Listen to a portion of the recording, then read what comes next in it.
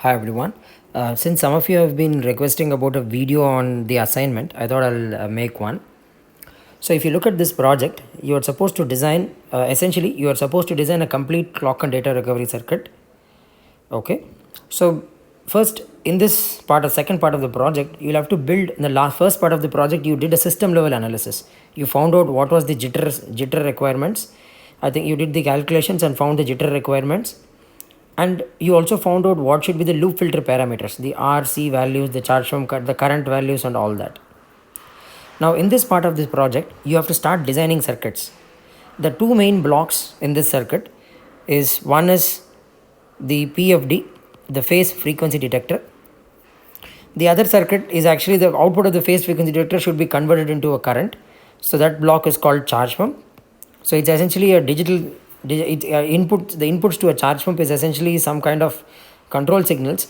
I mean, it will be different. I've written PFD, this is for a PLL, but CDR will also have a similar structure. And the third block we need to design is a voltage controlled oscillator. And depending on the architecture you chose, you may need also a frequency divider, which is divided by 2. So we'll very briefly discuss how to design each of those blocks in this lecture. Now for PFD, I'm not going to discuss that. So you can find a lot of, it's just a set of flip-flops. This you can go through the internet and find material for it. It's pretty simple. You will find a lot of materials. What you need to design, for example, in clock and data recovery circuits, CDR, is that you have two kinds of phase detectors. One, it's called as a linear phase detector. Other, non-linear, or what we call as bang phase detector. So you can go through both the architectures and realize whatever is convenient to you. Okay. There is a lot of literature on what I just told you. You can also start watching some lectures by Professor Nagendra Krishnapura. It's available on YouTube. You can see that, how to do the initial part of the design, and what do I mean by linear PFD, band phase detector, and all that. You can go through that. It's a pretty simple thing. I'll just give one example of what a bang phase detector is. So for example, if I take a flip-flop, so which has D, Q and a clock input. Now say I feed in two inputs. So I'm going to feed one signal here, I'll call it S1, and another signal to the input of the clock, which we'll call S2. Now I'm drawing S1 and S2 here. If S1 comes, S2 comes, or let me say S1 comes before S2, or I'm going to say S1 leads S2, then your S2 is the clock. It's going to sample 1 here. Okay, it's going to sample logic 1. So the output of this flip-flop will be 1. The other case is when, if S1 comes after S2, it lags S2. I can say S1 comes after S2. Then the output, when you are sampling, it's a clock, it's just going to sample the digital input, the data input to the flip-flop, D flip-flop. So the output is going to be 0, because you are going to sample at this instance. This is 0 here, and this point it is 1. I'll say that, say you design a circuit which can generate plus minus 1 based on the, let's say you get 1 and 0, or I can, it's just a binary logic, so I can always convert it to 1 and minus 1. So now if you look at this essentially, if I try to draw the characteristics, I'm going to draw on this axis delta t, which is the phase error between the two signals, which is S1 and S2, or the edge difference. If your delta t is positive, I'm going to call delta t as the difference between this here. So delta t is this. If your delta t is positive, meaning S1 is leading S2, in that case, what you can say, which means this is 0. I mean, I'm going to say that, this is my 0 reference point. Okay. Yeah. So I'll let me just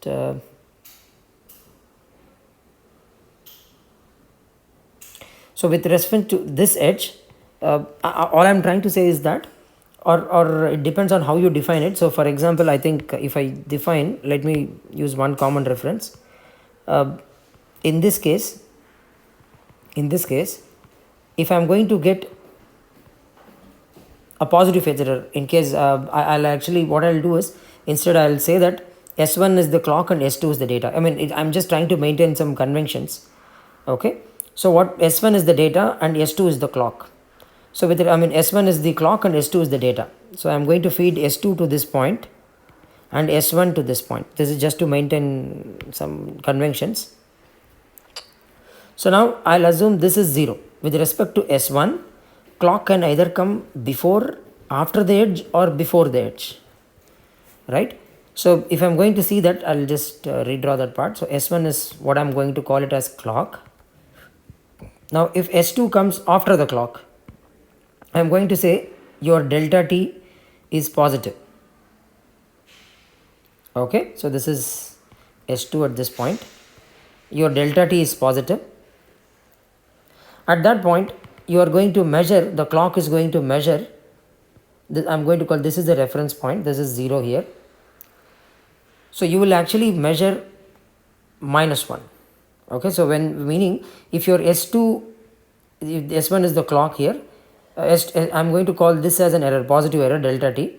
So whenever delta t is positive, I'll just assume that the error is, in this case, I'm just showing it for this diagram here. You will get an output of -1, right? Because you're going to get 0. This is the sampling clock. It will sample here and it will see the data being 0. I've assumed S2's data. If your S2 comes earlier, if let's say S2 comes before this, S2 comes at this point, then by the time the S1 tries to sample it, you would actually be getting 1. So I'll call that as +1. So the output characteristic is going to look something like this. It's going to be a graph like this. Okay, so or if I can flip the signals, I should get a graph somewhat like this. So it will be +1 and -1. So now if you look at it, this is the graph of delta t versus the output voltage level. I have designed a circuit which can convert information in time. It tells between two clock signals, it tells you whether they are lagging or leading each other. Is there a phase difference between them, is positive or negative? Based on that, I am able to generate a signal. But there is only one bit of information. It doesn't tell you how large. If, for example, if let's say the output is 1, it tells you that, okay, one of the clocks is leading or lagging. It tells you that, but it doesn't tell you by how much it's going to lag or lead. So that's why it's called bang bang. It's a highly nonlinear phase detector. It just has one bit of information. You can actually design phase detector circuits. A PFD, for example, is a circuit which will have a linear variation like this. If your time increases, the output voltage, the average value of the output will also increase linearly. So this is some basic information on PLLs. You will find a lot of literature on the internet, so you can go through that. And because the design of a flip-flop is all, PFD, for example, I discussed a 1-bit PFD here, which is 1-bit phase detector here, which is also called the bang bang phase detector. You can find how to design. It's just a flip-flop design, so that's already covered in your courses, so I won't discuss that part. Now I'll come to the actual circuit, which in our case happens to be, so for example, if you look at the CDR, you are going to have a phase detector, loop filter. The output of the loop filter will go to an oscillator. Then you may have a divide by 1 or 2. When I say divide by 1, you are going to directly connect the VCO signal, or you might also have divide by 2. Depends on the architecture you choose. Now the question says that the KV, the VCO frequency tuning range, should be 200 megahertz per volt. Now what does it mean is that if the input of the voltage controlled oscillator circuit, it can vary. If it varies by 1 volt, the total variation should be 1 volt. The output frequency is going to change by 200 megahertz. So for example, let's say your center frequency, I told you have to design it for 1 gigahertz. So this is your voltage and this is the output frequency. So you're designing it for 1 gigahertz. If I change my voltage, now I have assumed that it's a 1.8 volt system. So your input is, minimum level is 0, maximum level is 1.8. So in this, the center region is 0.9 volts. Okay. Now around this, the center is the common mode voltage. Around this we need 1 volt variation. So I'm going to draw 1 volt around this. So if you go 0.5 below, so you will be at 0.4 volts, 0.5 above, you will be at 1.4 volts. So you have to design a circuit which, when you change the voltage from 0.4 to 1.4, the output of that circuit, the frequency, it should be an oscillator. Essentially the circuit is going to be an oscillator. The output of the oscillator's frequency should change from 1 gigahertz plus 100 megahertz, so that will be 1.1 gigahertz, to 0.9 gigahertz, 900 megahertz. So this is 0.4 volts to 1 volt, 1.4 volts. So this is 0.9. In fact, it can increase even above this, but we don't care about that. You are going to restrict your design to this region. It can increase. I've just shown it as flattening here. It doesn't have to flatten in your design. You can also, it can keep on increasing. Whatever the limit it comes, let it come. But within this range of 0.4 to 1.4, the total frequency change should be from the slope of this line should be 200 megahertz per volt. And this graph you have to generate it. If in your simulation you should show this graph. In today's discussion, I will talk only about transient simulation. In tomorrow's or the next video I post, I will discuss about how to measure noise of oscillators. Okay, so the output voltage here has to change. Now we are supposed to design the oscillator. Now I'll just take the classic oscillator that you are aware. What is an oscillator? An oscillator is a system which will generate a sinusoidal. I'm sorry, I'll use a different color for the paper here. So an oscillator is actually a circuit whose output can be a sine wave or a square wave, or it can be any periodic waveform. That an oscillator should be able to generate these a kind of periodic everlasting waveforms. Okay. Now in this exercise you are supposed to design a ring oscillator. So essentially, what if you must have studied in basic digital design that if you connect 3 inverters back to back with each which a certain delay of TD and then connect it back, if you actually insert even, you should have odd number of inverters here, then we know the frequency of oscillation is going to be 1 by 6 TD. So if let's say for example if this output is 0, this will become 1 after TD seconds, this will become 0 after TD seconds, and this will become 1 after TD seconds. So this, if this input started at 0, okay, after, I should write it here, so if this started at 0, after 3 TD seconds the system will force it to go to 1. Then again after 3 TD seconds it will again force it to go to 0. So this is called as the classic ring oscillator circuit. It will keep oscillating between 2 states. So how do we actually construct a ring oscillator? Essentially what we do is we just connect 2 inverters like this, connect a set of inverters. When you practically realize it, it's essentially this. So right now I'm just not showing any frequency tuning, I'm just showing the simple structure. So this is your supply voltage or whatever voltage, it need not be supply. I'm just going to connect this to some voltage, say Vx. Now we know that the delay of a CMOS inverter depends upon 2 things. I can visualize that, let's say for example this is 0, now this is VDD. So your NMOS is cut off. So this PMOS is going to charge this device. Now essentially this device is actually going to charge its own parasitic capacitors, or we can actually physically place some capacitors here too. I can actually physically place some capacitors, metal capacitors. We can just directly connect. I mean you can choose capacitors from analog lib. Okay, in your, if I'm just talking analog lib, it's one of the libraries in Cadence. You can use it virtuoso. You can just use one of the capacitors there. Now essentially this device is just a current source which is charging a capacitor. Now the delay in an inverter circuit depends upon 2. I mean mainly it depends upon the capacitance at this node and the drive strength of the device, and also the supply voltage of course. If I fix the supply voltage, the current flowing in the device can be controlled by varying the W by L ratios. Okay, so this is one technique. So for example, I'm going to fix my device width also. So then I can say that if let's say that if I want to for the delay of a single stage inverter, I can say it's proportional to 1 by it's proportional to the capacitance connected at this node. Of course, if you have larger capacitance, it will take larger time to charge, so the delay will be higher. It's also proportional to the resistance of this MOSFET. That resistance depends upon the size of the device, W by L ratios in fact. Okay, it's inversely proportional to the W by L ratio, or is inversely proportional to 1 by L. 1 by W by L. And it also depends upon the drive voltage available. What is the total VGS available? So these 2 factors determine that. So it will be 1 by VGS available, and usually the VGS that is of interest to us is the VGS that is slightly in excess of VT. So this is the voltage it depends upon. Of course, there is also mobility and all that, but usually that's all frozen. We don't control that. We vary the width and the gate voltage that you're going to apply. So if I want to design an oscillator with a certain frequency, then essentially you will have to find, first you can start with a simple design wherein you connect a fixed voltage. So start with 1.2 volts. For example, Goa students are using GPDK 45 nanometer devices. So you can choose some length and you can connect the supply voltage to 1.2 volts. Now the next question is, if I ask you to change the frequency of this device, how will you change the frequency? There are in fact three very common ways of changing frequency in ring oscillator circuits.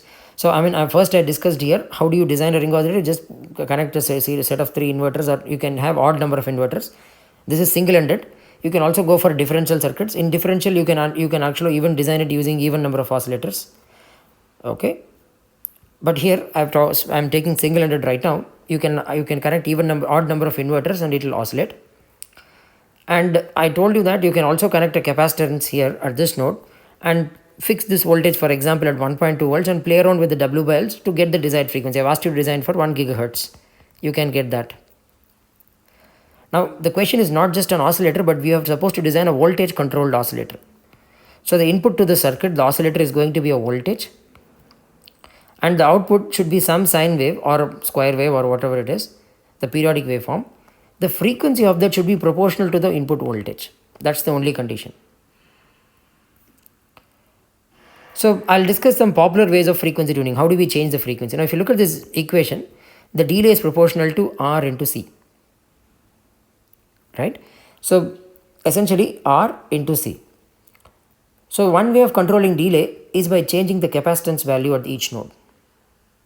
Now what I can do is, for example, I can take a simple MOS device like this and then connect a capacitor. So I'm going to fix this node voltage, so some Vx here, to some tuning voltage. I'm going to call it V-tune. Now we have studied from basic physics, basic device physics. This capacitor you cannot have a metal capacitor, but rather I'm going to use a MOS capacitor. A MOS capacitor, you will normally have such MOS devices available in the GPDK library. If not, you can just take a MOS device and connect it in, you can take an NMOS device, short the gate, drain and source. Then this becomes a 2-terminal device. You can also short the bulk. Then this 2-terminal device becomes a MOS capacitor. Now we know that the MOS capacitor has a characteristic somewhat that looks like this. Right? So the moment you apply any voltage slightly greater than 0, it's going to behave, it's going to increase monotonically. This is when the voltage is negative. There are different regions. There is accumulation, depletion and strong inversion. Okay, so in the 3 different regions, you can actually start from this region. So wherein the inversion, first we start from weak inversion, then we go to strong inversion. So accumulation, depletion are all over. So this is the region where it's in the accumulation mode, it will be in the depletion mode here, and finally it will start entering into the inversion region. So if you apply positive voltages on the gate terminal, the device is going to have a different characteristic. Now what happens is that this voltage, what does it tell you? A MOS device offers you the gate to bulk or the gate to substrate capacitance, or in this case gate, source and drain are all shorted. Drain, bulk and source are all shorted.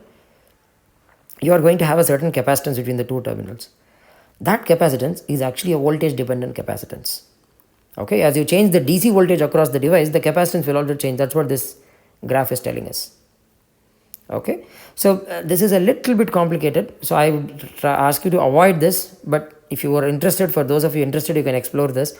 I'll just show only the positive side. So meaning when your voltage is greater than 0, I'm going to show that. So normally what we do is, if we want to design a MOS capacitor, varactor, this is a voltage dependent capacitor. It's also called varactor. So we have, so this is your gate, oxide region, the metal oxide and the semiconductors, it's your P substrate. So what should we do? We used to have 3 regions. So for example, we had accumulation region. So first, when you apply a negative voltage here, you are going to accumulate positive charges in this region. Okay, and as we discussed, so here it will be negative charges and this will be positive charges. So this will behave like a conducting plates, 2 conducting plates. I've actually shorted all the P, N and regions.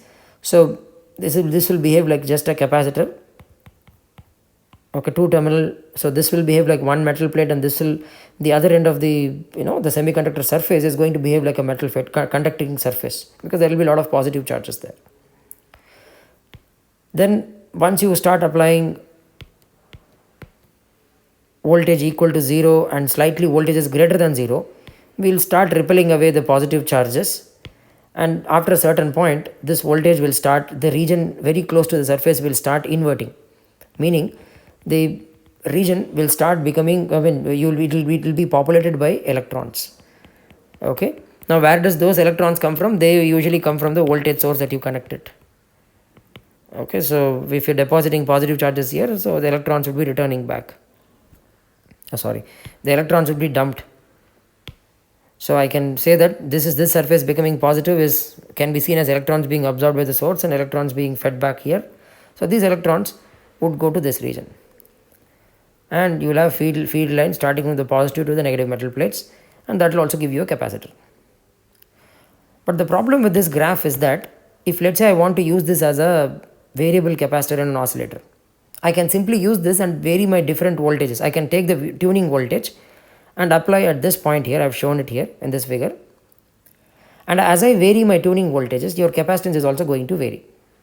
Now in this case, assume this is having some common mode voltage, and I'm going to vary my tuning voltage from, say, common mode is now at 0.9. I'm going to vary my tuning voltage from, say, 0.4 to 1.4.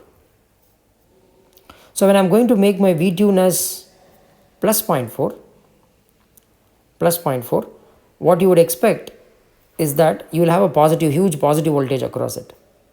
So which means your capacitance will be less, right? The more the positive voltage, capacitance is less.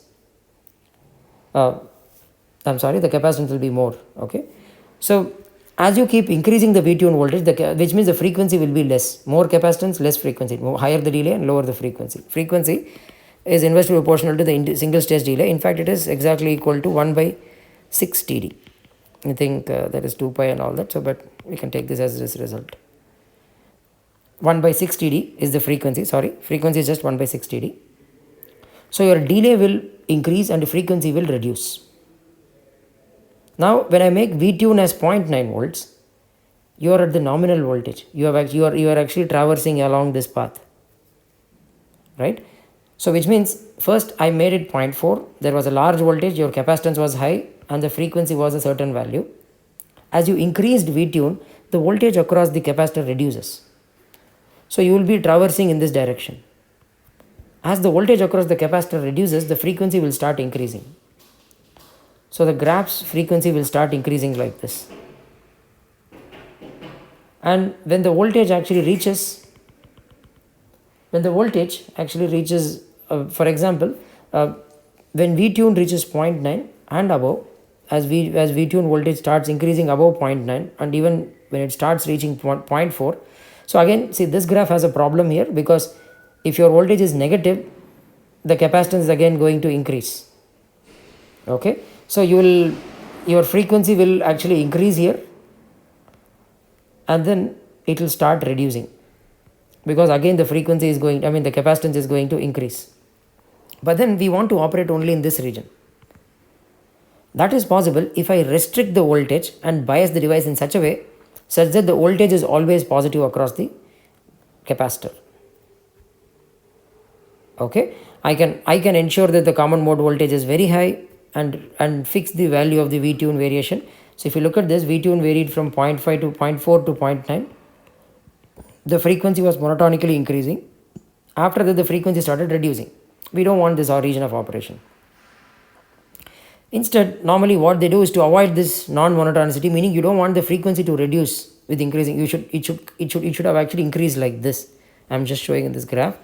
But instead it is reducing because of this characteristic, because of this part. So normally what they do is they actually do something called N-well, NMOS and N-well. So they build a small N-well and then make N pockets in this, N pockets in the drain and source regions.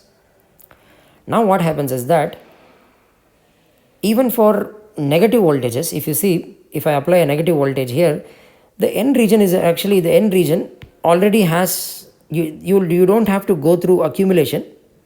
You don't really have to go through accumulation. So the characteristics of this device is going to look something like this. Even when the voltage is negative,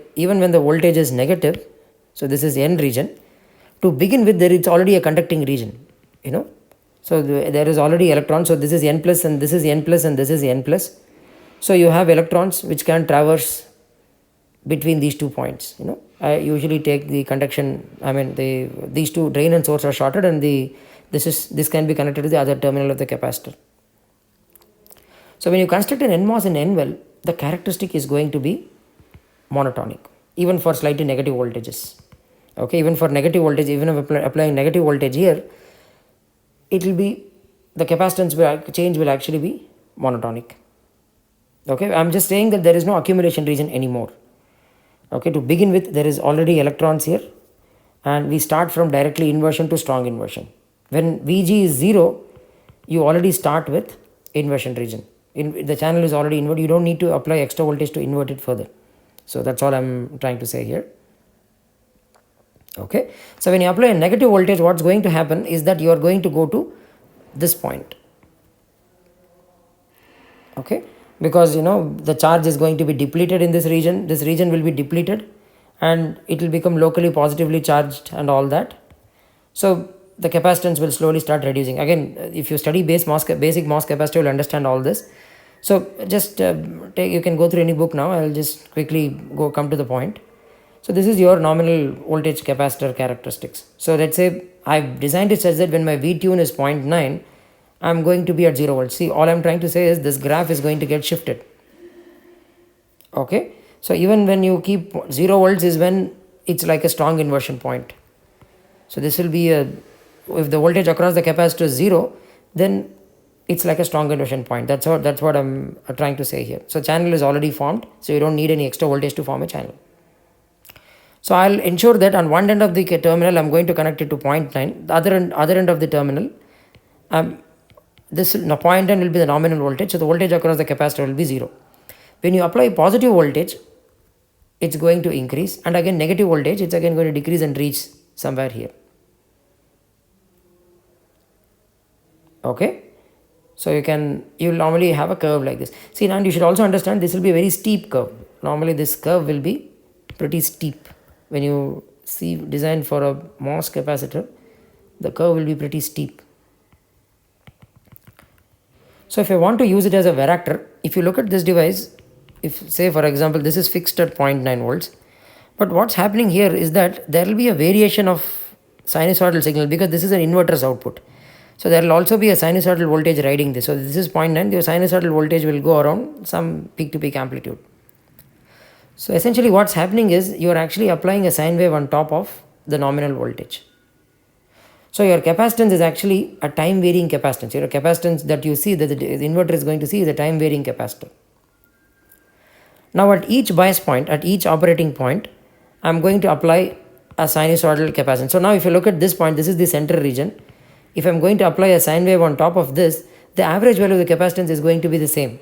It's going to be this value itself, because it's going to 50%, it's going to be on this side, 50% on this side. If the graph is symmetric, you are going to get the same value. So this is capacitance graph, C or V. Now on this hand, otherwise, let's say I am applying a sine wave at this point. I am applying the voltage across the capacitor is a negative voltage, and there is a sine wave riding on top of it. Then most of the time you are going to spend in this region and less time on this part. So this graph will be slightly closer to this. So you will actually get a graph like this. So this is called capacitor linearization. What happens is, in the presence of oscillations, even though the MOS capacitor, the DC MOS capacitor, this graph is actually DC MOS capacitor's graph, that will be pretty steep. This curve can be pretty steep, but in practice, when in the presence of an oscillations, the graph will become more smoother. Okay, the slope will be reasonable, and you can design based on the swing. You can actually get the desired slope you want. If you increase the swing, the slope can be reduced as well. So now, keeping this in mind, now you have a capacitance which can vary as a function of free voltage. So then your delay can also vary as a function of voltage because it is proportional to capacitance. So that's the way you attain frequency tuning. So if you want to change the frequency, you just change the voltage on the other end of the capacitor. So this is called frequency tuning using varactors, varactor capacitor. So you just connect varactor capacitors at each node of the inverter, the 3 inverters here, and it will work that way. So this will be V-tune and V-tune, all will be shorted and connected to V-tune. Okay, so we just saw how to do that part. Again, this I'm not sure, depends on the model files available. If there are not good models, I would not recommend you to go for this. In a digital DCO, digitally controlled oscillator, you can go for that. It's not a problem, but not for analog. I'll tell you what I mean by DCO. Now what I've discussed is VCO, voltage controlled oscillator. Similarly, you are also supposed to design a DCO, digitally controlled oscillator. Okay, so what are we going to do is that now instead of voltage changing a V-tune, there was a voltage V-tune which was changing from 0.4 to 1.4 volts, and the frequency was changing linearly with that. Now instead of that, I am just going to change a code, a digital code. The input to this oscillator circuit is going to be an n-bit digital code. I think the number of bits I've given in the document, you can go through that. N-bit digital code. When the code goes from all 0 to all 1s, the frequency should also change by a certain value. Now I have given in the question, you are supposed to have total change of 200 megahertz. So for example, if I give mid code, so 1 all zeros, mid code, that should correspond to, here I'll write codes here. For example, this point should correspond to all zeros, and this point should correspond to all ones. The midpoint should correspond to 1 and all zeros. So as you change your code, so for example, code will have only discrete values here. It can't be a continuous value. Your frequency should change in steps.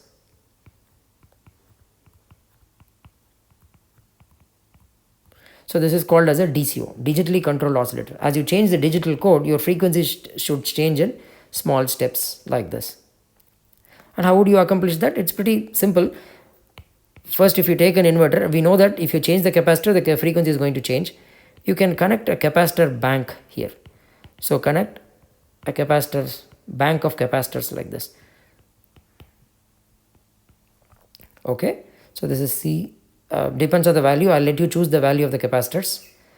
What you can do is, for example, assume it's a 2-bit or 3-bit signal. Depends on how you want to choose it. So this will be, say, C by 2, C by 4 and C by 16. Now this is ground. So this is, say, B0, B1 and B2. Digitally, if I feed a code 0, 0, 0, all the capacitors are open. So which means this node sees very low capacitance to ground. So the delay will also be very low, which means your frequency will be very high. Okay, your frequency is going to be very high. So what you can do is, whenever you are given 0, 0, 0, you can connect B bar and B1 bar and B0 bar. So all the capacitors are open. So which means this node will see very low capacitance, your frequency will be maximum.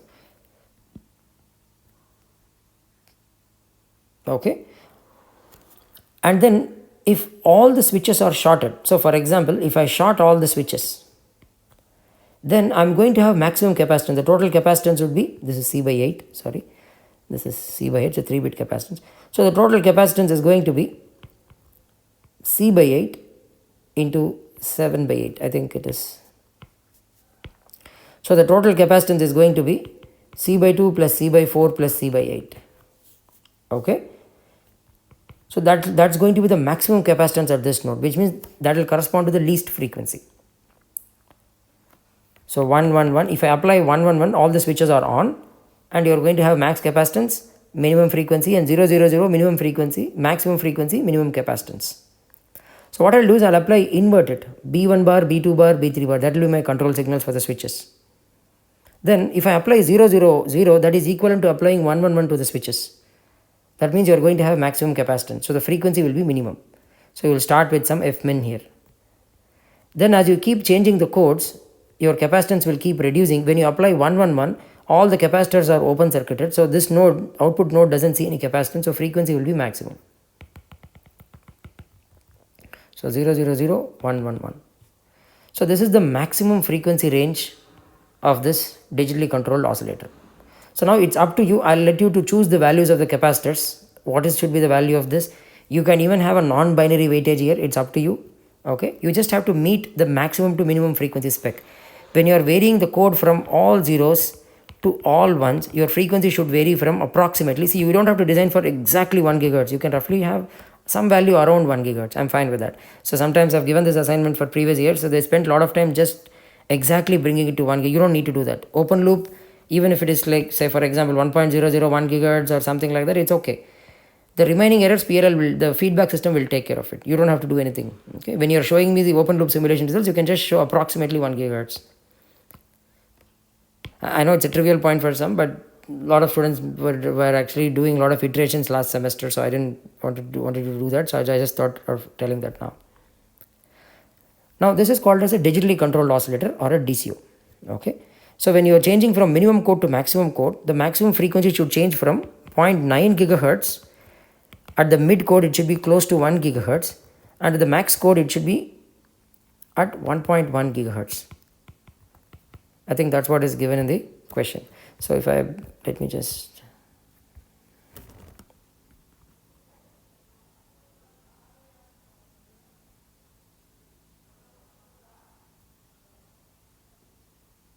yeah. So here it's given, you just have to show the performance of a DCO by varying the input codes from 000 to all ones. And then it's also given you are supposed to do phase noise. This I'll discuss later. What is the second part of it? First is the design part of it. You will have to show the design here. I think I've probably written it here. Yeah, so I've written it here. DCO I've just shown here. I was just discussing this part for the DCO right now.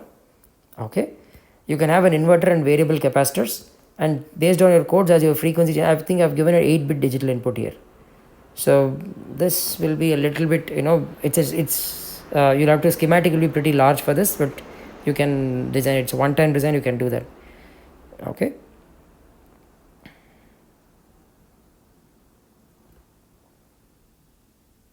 Yeah, so I've given the frequency range and everything here.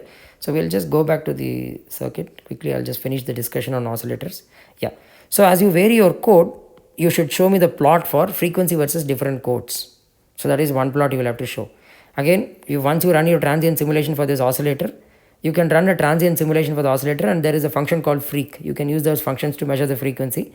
From that, plot this frequency as a function of the code, input code. Okay, so you'll have to show that code and change in the frequency, change in the frequency due to the code. Now how you implement that I'll leave it up to you, because that's what we are grading you for. So how do you implement the codes and all that's up to you. You can use voltage sources and all that. Now the other way, which is I would prefer you guys, especially for DCO, you can choose capacitor switching, which is entirely fine. But for VCO, analog voltages, I wouldn't prefer you using unless you have very good model files. You can try it out. For those of you who try it out, it's great using a varactor. I wouldn't prefer that, but capacitor switching can be done. You can try that out. The other thing is current switching. So we saw the delay actually is proportional to R and C. So what is exactly R? So I'll come to that. So this was your circuit. So if this node voltage is 1, then based on the voltage that is connected here, Vx, you are going to have this current charging this capacitor during the charging phase. And when this is 1, logic 1, this node capacitor will be discharged by the NMOS device. Okay. Now what I will do is, essentially what's happening is there is a current source, it's actually charging the capacitor in this circuit. Now that current source depends upon the dimensions of this device, W by L ratio, and the voltage that you are connecting here. Now let's say instead of voltage, I'm going to do something like this. Now don't worry about how it's done. Just imagine that you are connecting it like this. On both the sides, I'm going to connect a current source. Now if I have a capacitor here, if this node is say 1, then this device NMOS will be on and you will be discharging this capacitor by this current source I. And if this node voltage is 0, then you will be charging this capacitor by the current I. So your delay will actually be proportional to 1 by I, because if your current is large, you will charge the capacitor very fast, because the slope of the capacitor will be proportional to I by C. Okay, so the voltage across the capacitor is I by C integral I by C into T. In fact, if it's a constant current, it will be I by C into T. So if I differentiate this, it will be I by C. The slope is inversely proportional to the delay. That's a standard result. So the delay is inversely proportional to C by I. Larger the current, smaller the delay. That's all I'm trying to write here. So which means if I increase the current, your frequency should increase. If you decrease the current, frequency will decrease. So this will be my single unit cell. So this will be my single unit cell in a 3-stage ring oscillator. This is called as a current starved ring oscillator. So you are starving the current that you can supply for this capacitor. Now you can apply currents on either sides. You can apply currents on either sides, or you can just apply on one side. This is normally done to whenever your supply voltages are lower, we apply current sources separately. See, normally I would need many lectures to just explain these architectures, but since it's an assignment, I thought you can do some reading and you can do the study and have a decent understanding. You will be able to solve these problems. Design the circuits. You can just have inverter on with just one current source, and that current source can charge the capacitor and it will reach a certain peak value. Now the discharging, actually you will be connecting 3 such stages, will be done by the voltage at this point. Now this voltage, I'll call it some V max, is actually determined by the bias current. So the discharging ability of the NMOS is also determined by the bias current. So that's how there is an indirect relationship. So you can actually connect just the bias current at one side and expect the frequency to change. So this is normally done when your supply voltages are low. You have to do that. So such ring oscillators are called current starved ring oscillators. Now I want to design a voltage controlled oscillator, meaning if I change the voltage, frequency should change, or current should change in this case. I'm going to fix the capacitance and change the current. How do I change that? One of the quickest and the simplest ways of implementing is use a transconductor. You just apply a voltage, some V-tune voltage, and then convert it into a proportional current. A MOS device is a transconductor by itself, we know that. So proportional to the voltage, the current will change here, and use a current mirror to mirror it, and this current mirror will actually go to each device like this. In fact, you can short all the 3 devices and make this thrice, so 1:3.